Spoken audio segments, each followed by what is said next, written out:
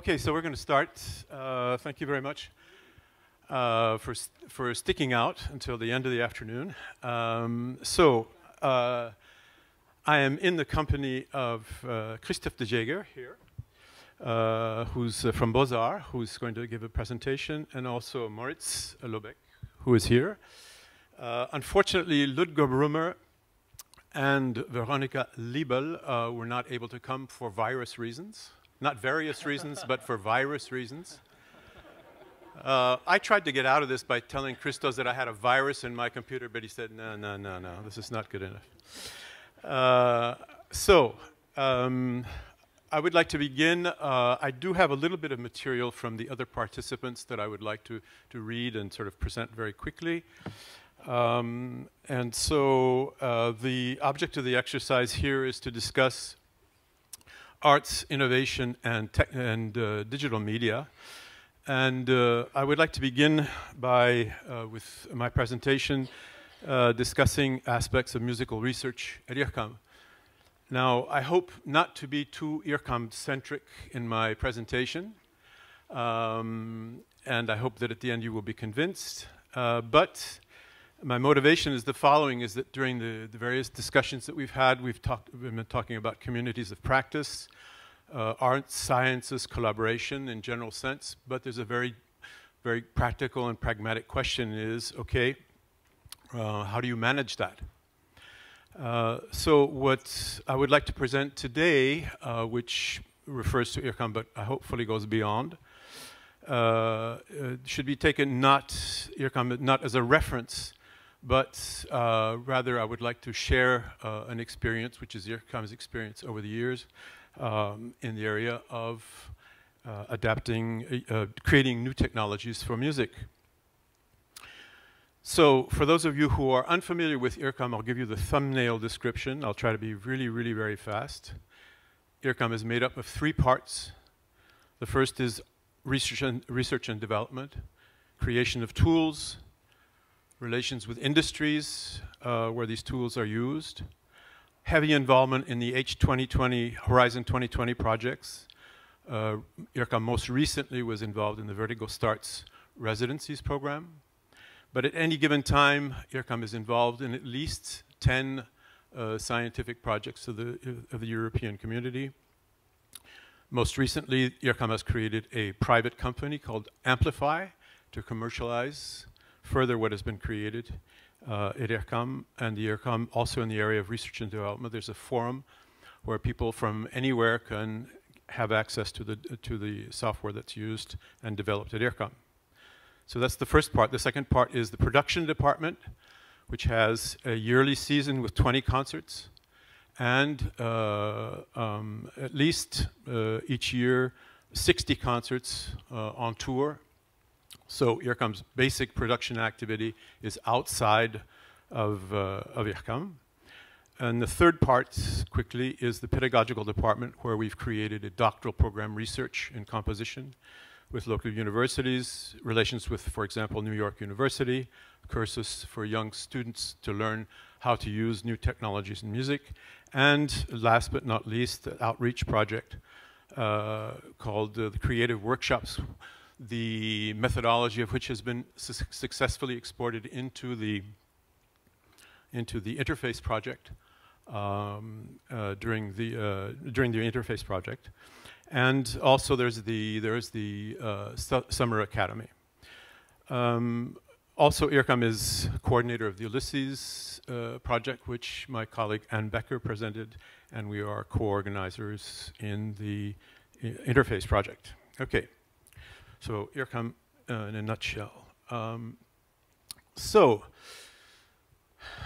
Just so we know what we're talking about, I'd like to mention 3 contexts of artistic research. The individual or private context, which everybody is aware of, the writer, the composer working alone, doing his own research. There's also the question of collective research among artists, which is quite well known. But the specificity of IRCAM is the collective research between artists and scientists. So just to give an overview of what's been accomplished a little bit at IRCAM, over on the left-hand side of the of the screen, you see this column called Label Tradition. And so we have 4 very typical activities in music: composition, interpretation, instrument building, and projection. And so we have the creation of the score, which are created on, which is played on, which is interpreted on instruments which have been built, and they are played in a performance space. Now, traditionally, the score, the instruments, not so much the interpretation, and the projection space are rather fixed items. So everybody knows what a symphony hall is, what a symphony orchestra is, the notion of a score, which remains a score, which is not changed, and so on and so forth, except for Stravinsky, who rewrote things to beat the royalties rules. Anyway, the activities, what has been developed at IRCAM, can be looked as extensions of these 4 activities: composition, interpretation, instrument building, and projection. So you have on the right side, in the area of composition, you have computer-aided composition.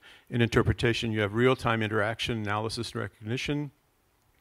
In instrument building, you have the building of software, essentially. IRCAM is not in the business of making tomorrow's trombone. Then in the area of projection, the whole business of immersive environment, sound spatialization, has become a very important part of the activities of the Institute. And so the things that have appeared in red are the names of the software programs that have been developed around these different types of practices. Now, what is interesting is that in the tradition column, all the arrows basically go in one direction towards the performance space. But and this is a feature of new technologies, is that the traditional barriers between composition, interpretation, instrument building, and projection are becoming increasingly blurred. Okay, so this is why we have these arrows going in different directions. And here comes an important aspect of IRCAM's culture is the question of real-time performance. And so during a performance, the instrument might be reconfigured in real time, the score might be generated in real time, the sound, the electronic sounds will be different from one performance to the other, the sound spatialization will change as a result of the performance. So all the traditional categories are changed. So over the years, we have gone through a certain number of models of art-scientist collaboration, and we've had some from some unsuccessful organization attempts, and some that are more successful. So I would show maybe some things which we have emerged from over the years as being important. So the question of having mediators, people who make really the communication between the artists and the scientists, a real experimental environment. The question of focused and coherent research themes is extremely important. The formalization of concepts and practice. Formalization is very important when you deal with technologies, because you have to tell the damn program what it's supposed to do, what it's supposed to understand, and what its function is. So formalization is absolutely essential.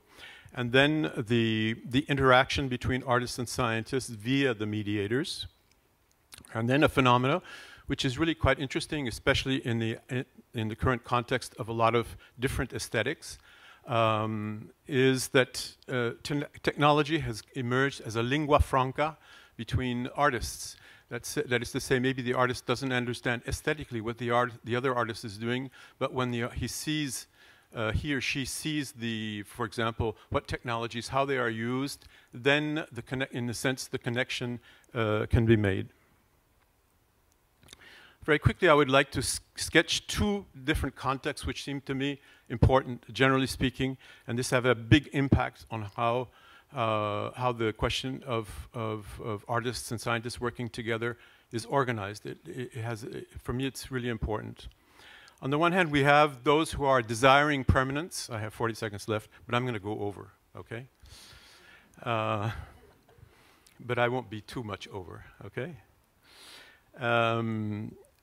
So on the one hand, we have desiring permanence. That's to say, when we'd like to have when we'd like to support invariant aspects of musical concepts. So to take trivial examples, composers who still believe in composing with notes and rhythms and so on and so forth. So we know this is not the case, but those are examples of invariance.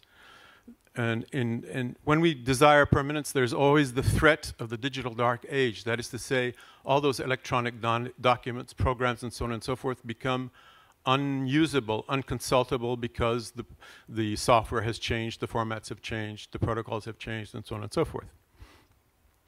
So in that threat, in that situation, the need to define forms of conservation becomes extremely important. It's a political, organizational decision to make or not. And of course, the desire for permanence is incompatible with marketing strategies of planned obsolescence. On the other hand, if we are in the attitude of accepting impermanence, we are more in the attitude of ad hoc, whatever works at the moment attitudes. Free software becomes popular. The reflection on invariant elements invariant elements is replaced by reflection on opportunistic strategies. That is to say, be clever about what to choose at a given time. There is no threat of the digital dark age, and this is an attitude which works the best in the context of planned obsolescence. Very quickly, I've always found it rather funny to see how things really work out how technologies are developed. So I give two examples very quickly. Max is a visual programming language for real-time applications, which was developed at IRCAM. And it came out of a sort of an atmosphere of analog synthesis, mature programming languages, emergence of graphic user interfaces. David Levitt's at MIT visual improvisation program. All these things were sort of floating around in the air, and they came and they gelled via when Miller Puckett put all those ideas together in a program called Patcher, and which later became known Max, which he did at IRCAM. So this is a creation of a technology bottom up, really, which addresses specific needs. The counterexample is another program, which is the computer-aided orchestration program, which was the subject, which was one of the most important topics around IRCAM's coffee machine for at least 15 years. It would be really great if we had this. It would be, this would be really useful. Gosh, it would be interesting. You know, this is something we really need to do. Oh, I had a hard time with my score. Wouldn't it be great if I had a tool? And so on. This went on for 15 years. And why did it go on for 15 years? Because there are 3 technologies not invented at IRCAM that had to appear before that could happen. One of them was database technologies. The other one is called sound descriptors. A sound descriptor is a sonic adjective. A descriptor says it's bright, it's dark, it's loud, it's soft, the frequency is so on and so forth. That's a descriptor. See, it's not so mysterious. And optimized research algorithms. Once those 3 mature technologies existed, then the computer-aided orchestration program Orchidée came into existence. So that's an example of simply integration of technology. So we see that the technology, there's not this sort of, you know, idealized, linear, rational, scientific way of how we go about reaching a goal. Things are more tortuous than that. I will skip over that. Just like to, well, no, actually, I'll skip the IRCAM bit. So, in the spirit of things floating around, some of the things that are interesting are, I would say, 2 good candidates, but these are just 2. One of them is the stuff coming out of artificial intelligence, because it has reached a real degree of maturity. And so, for example, it's been used in the orchestration project, but for example, in the question of improvisation, this is now heavily used. Stegi organized the Improtech thing last November, and yes, okay, I'm wrapping up. Last November, and so anyway, we show this process. This is promising. Well, I would like to get to really what I would like to say at the end. Okay, so we come back into the European context. Sorry. So, if I were to be kind of black and white, just to make my point, we have the H20 20 projects, which are focused on the development of technologies. Scientists develop technologies with some participation of artists. So the downside of this is there's an insufficient impact on artistic perspective. In the culture projects, there's focus on developing artistic projects. Artists use available technologies with some participation of scientists. The downside here is the insufficient impact of on scientific perspective. So to me, there's a missing model in the European projects, one where projects during which artists and scientists collaborate over several years on an equal footing to develop original technologies developed for and deployed in original artistic projects. Okay? I'm finished.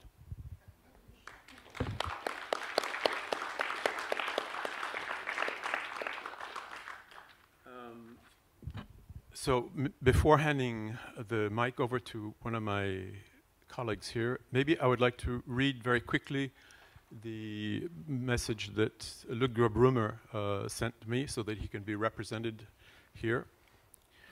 He will be shorter than 10 minutes, so he can make up for my excess.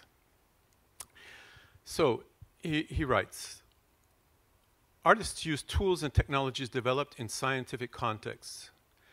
In their work, they research the behavior of those tools and technologies in certain conditions. Of course, this is not a statistical research, but it deals with significances of behavior as well as with extremes. This research can be of great value for researchers since these extremes may contain interesting findings. Artistic creation has the ability to communicate complex information to people in an intuitive way. A good example is the Mandelbrot representation of chaotic equation. A visual representation is able to communicate the properties of this equation to people not being able to understand or evaluate mathematical equations. On the other hand, it gives an intuitive insight. It gives an intuitive insight in some dimension of behavior on the first view. There are many examples like modeling Newton's mechanics through networks of vicoelastic masses and analyzing their nonlinear behavior, or interacting with spatial audio systems created by scientists, used by artists and the audience. Here, the practical interaction performed by artists discovers strengths and weaknesses of a certain technology. Artists use systems not only by their extremes, as well they combine systems in an unusual way. The kind of creativity can often be the source of new findings. The technique of circuit bending shows this aspect of undogmatic creativity very well. In parentheses, circuit bending is taking toys that have sonic elements and taking them apart and using the sonic producing parts for creating new musical instruments. So to finish off, he says, because of this, the Hertz Lab at the ZKM aims to combine research and artistic creation in a creative process. As a consequence, different aesthetics are not the basis of artistic creation. It is more likely the technologies used to create the artwork. Of course, we would have a lot of questions to ask him regarding this text, but at least I wanted him to be as much as possible represented. Okay, so I've held the floor much too long. So maybe we can start with you. My name is Moritz Lobeck. I'm from HELLERAU. Maybe some of you, I know some of you know this place, but often I realize that not enough people know what happened there and what can happen there. That's why I want to go back to roots, but there's another reason why I want to go back to roots. We are the closing panel of a closing conference but we are not the end of something. We are maybe the beginning of something, because it's really a pity that ZKM and Ars Electronica is not here, because I think you four would be exactly partner I would have had phoned in the next weeks or month, because this is what my plan for HELLERAU is, to work with exactly, and Onassis of course, partners.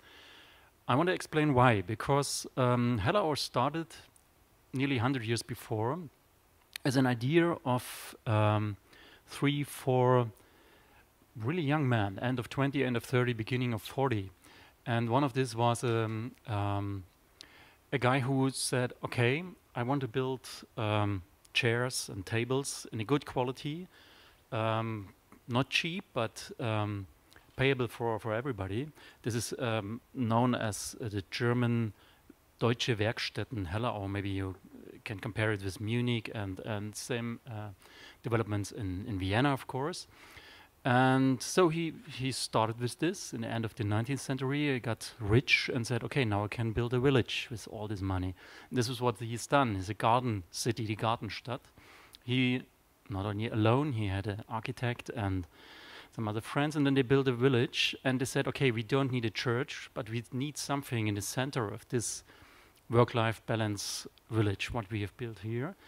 And he had a friend, he was this was a Swiss artist, Dalcross, and another friend, also Swiss artist, Appia. And Appia was really in the Wagner style, and he said, I want to go to Bayreuth and bring better stage design to Bayreuth, because the music is great, but what happens on stage is horrible. Of course, he wasn't successful, so he thought, okay, we have another Festspielhaus on a small Hügel in Dresden, and this was built by a great architect, Tessenow. And another interesting thing is, I show it now. It was okay, it comes. This is not a Bauhaus, but it's the beginning of the Bauhaus. It's 10 years before. A lot of guys who were later very important for the Bauhaus, Le Corbusier and all these men, of course, they have lived there for 1, 2, 3 months or years.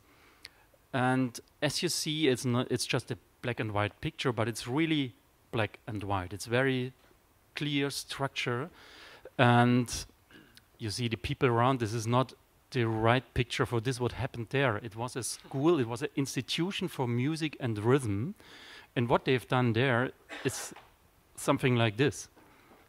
Maybe it's not the best quality, but what you see is people dancing on a stage, but it's not a normal stage. The absolutely important thing is it's a stage with modules, so you can rebuild this stage design in various things. And another very important thing is this, what's better seen here, it's a white cube where it happens. And white cube means the light you see is not in front of the wall, it comes from behind.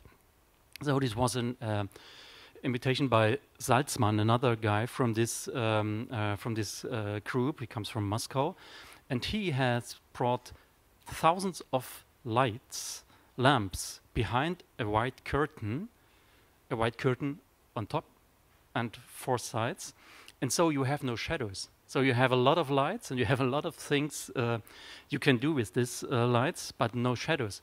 This is the beginning of immersive art. This is the beginning of a modern stage, of modern theater. As you know, Mary Wigman and the beginning of the modern dance comes from HELLERAU. And so all the things happened in 3 years. And then I said I will bring some jokes. Of course, I won't joke because it's not really funny. They were bankrupt because of the energy of these lights. It was too expensive, and then Mr. Schmidt said, after 3 years, we have to stop this experiment. It's great, and it's really successful, but I don't have the money anymore.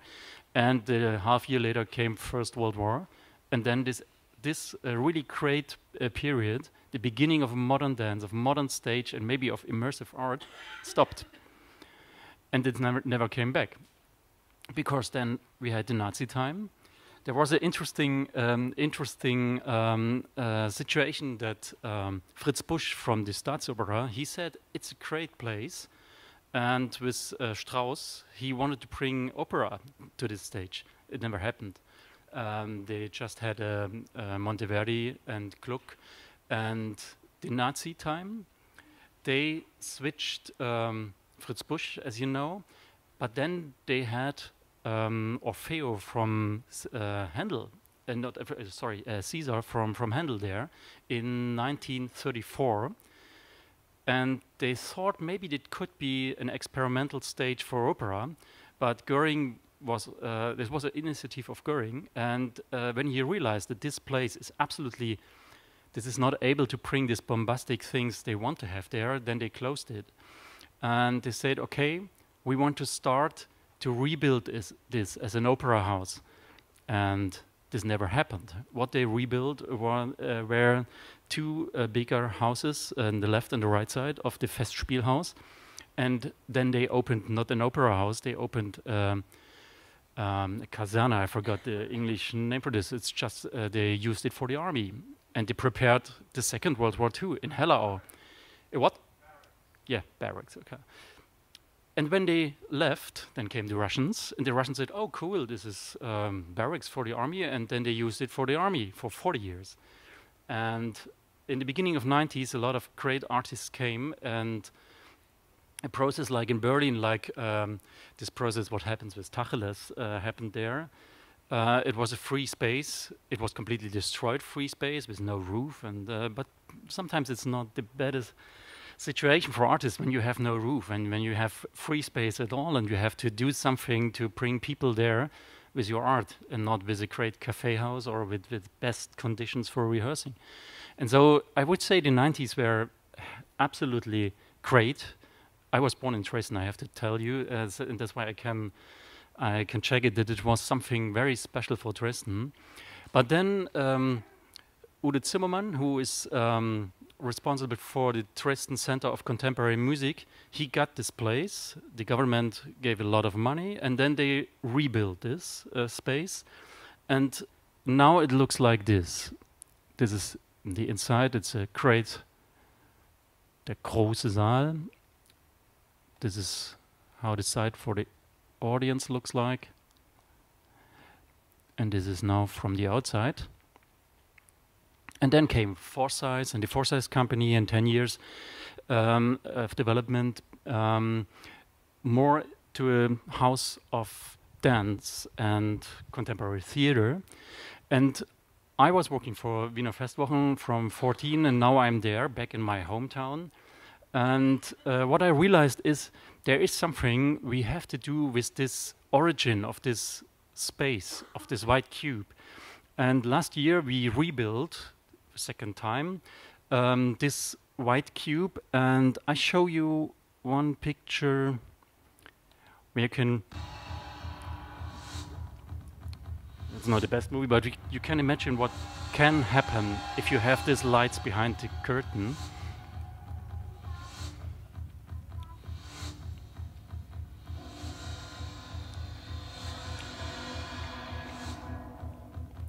Show you another one.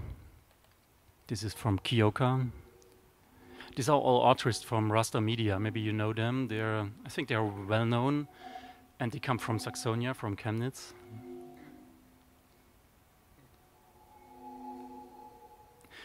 I think this is nearly what happened 100 years before, because the same technique. And just to give you what's now possible with new technique, with the beamer technique, of course you can do something more. This is Atom TV.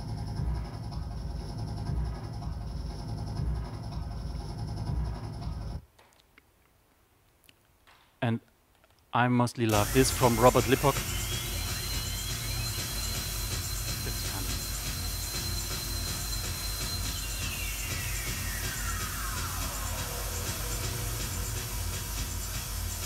Okay, so what we want to do, we want to do dance, we want to do theater, and I have a festival for contemporary music. What I do additional is to look not what's digital art, but what's art in a digital age. And that's why we have hybrid. There will be a festival in 2 weeks in collaboration with Mutec, a great festival coming from Montreal. And so you're all invited to come there or go for the website. It's okay. That's a lot of things you can see there. Thanks. Thanks for coming. I would like to talk about 2 different European programs in which we are working with the Center for Fine Arts and with GLUON. And this is STARTS and Studiotopia. And I felt so free to put in some concrete examples because I thought it might be nice. Also, I'm not coming from the music scene, but more from the scene of visual arts, so we can show things. So the STARTS project, Science, Technology and Arts, is a project by DG Connect. It's an European program that believes that artists can lead to innovation in the digital industry, that they can challenge the industry through their creativity. It's a very controversial program. It's not always easy to combine artists and industrialists. They have sometimes very different views, but I think it's there on this friction between these different fields, research, art and industry, that interesting things can happen. So each year there is a prize distributed by WAR Society, BOZAR and Ars Electronica for these innovative collaborations. We were doing this even before STARTS in Brussels with the Flemish University of Brussels, where we had an art and development program. And to me, art and development looks like the very traditional way of engaging artists into other worlds. It's bringing artists into the research departments of universities or in the R&D of companies. If you look at the history of art-science collaborations and you look at experiments in art and technology, or the project that the LACMA was running in California, or the Center for Arts and Visual Studies by the Hungarian engineer György Kepes at MIT, this was always bringing artists out of their comfort zone into industry or companies or universities. And this leads, of course, to the production of interesting artworks, and artists were accepted because they were considered to be out-of-the-box thinkers that were challenging the engineers and so on. We also developed this program with the University of Brussels. It was one of the first projects we did with a Belgian theater maker, which is called Chris Verdonk. It was a theater piece with an autonomous concert. Hey is an Accident was the title of the project. And we worked together with the ICT specialists from the university to develop this autonomous driving sculptures. You see them also in vacuum cleaners. And it were the ICT experts that were also working for Ford, that was at that time still working in Belgium, a car company, that worked together with the artists to develop the algorithms, but also the engineering of these different artworks.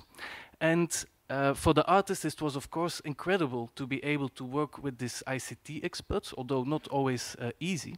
But also for the industry, it was interesting, but maybe even on a later stage, to work with the artists.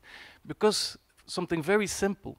The engineers who were working on that and who were creating the algorithms for the robots, they never thought that the robots could also move backwards. So all the algorithms were written for motors that always go forward.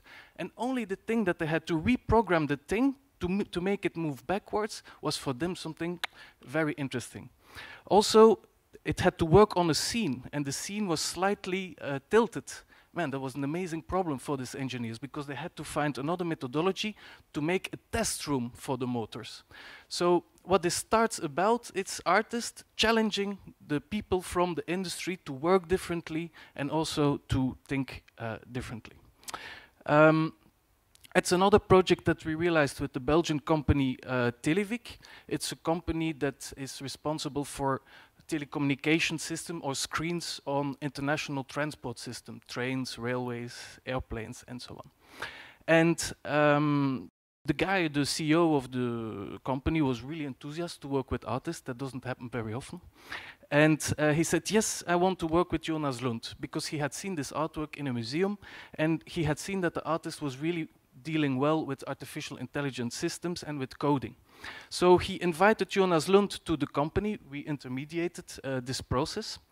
And it was the first time that the engineers of Televic were working with AI related to their basic screen technology.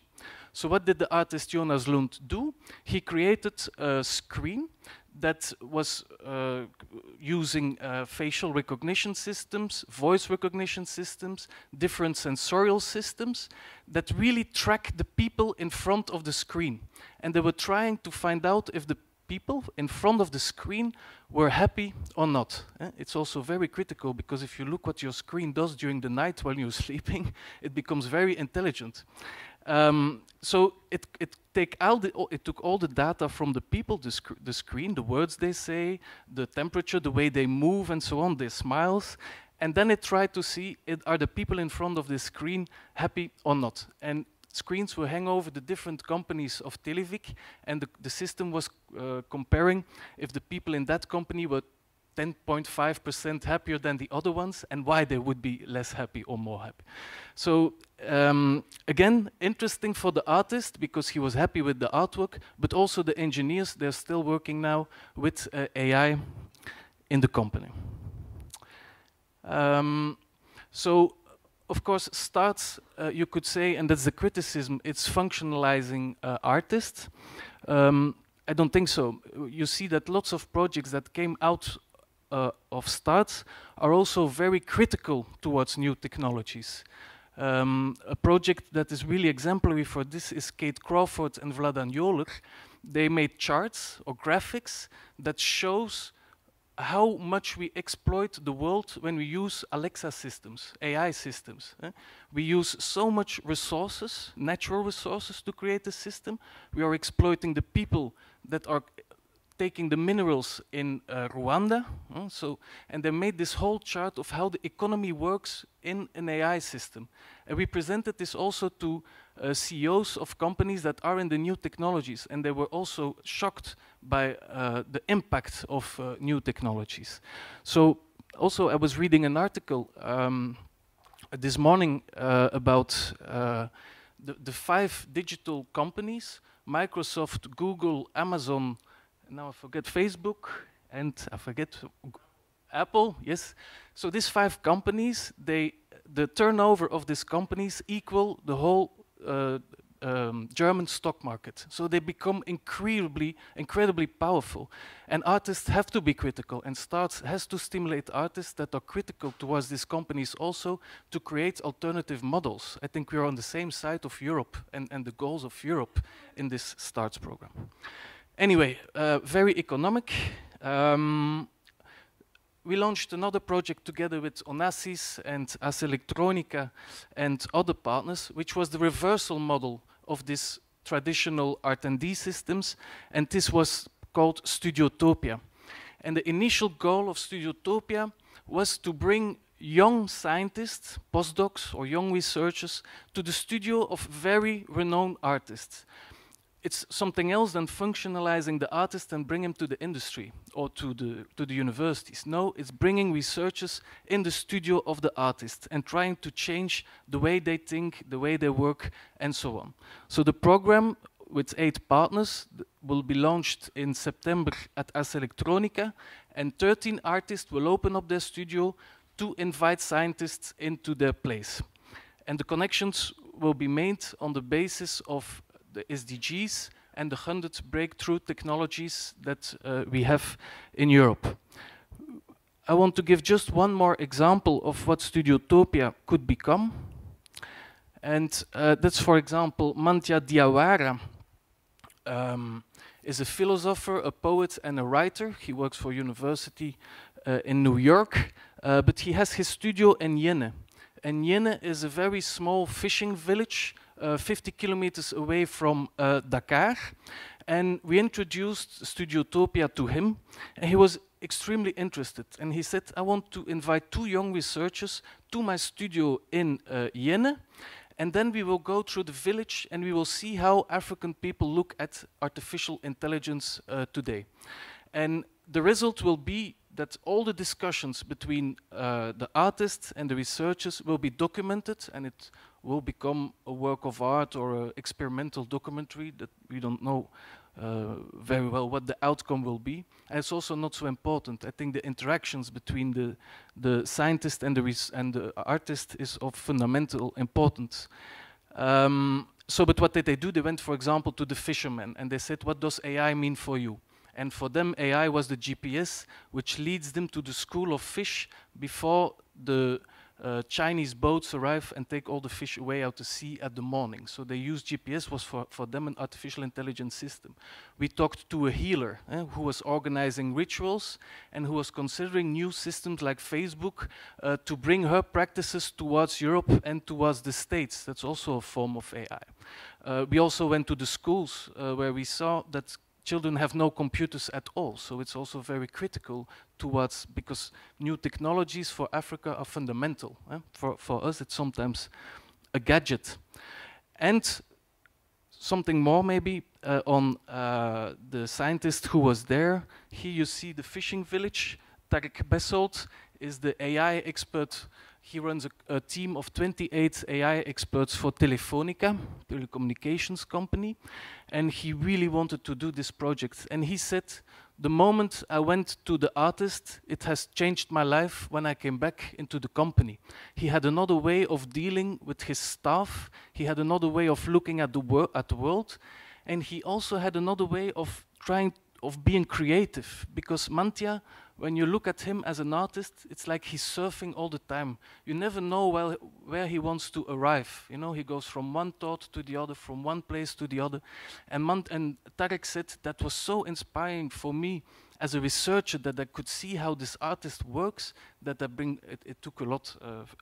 I learned a lot from this experience. So this is Studiotopia. We don't ask for a certain outcome. It can be a documentary, it can be a book, it can be a debate, it can be the documentary of the... so it's a very philosophical project, which I much like, but I also, of course, find starts very interesting, but that's a completely different approach. Thank you very much.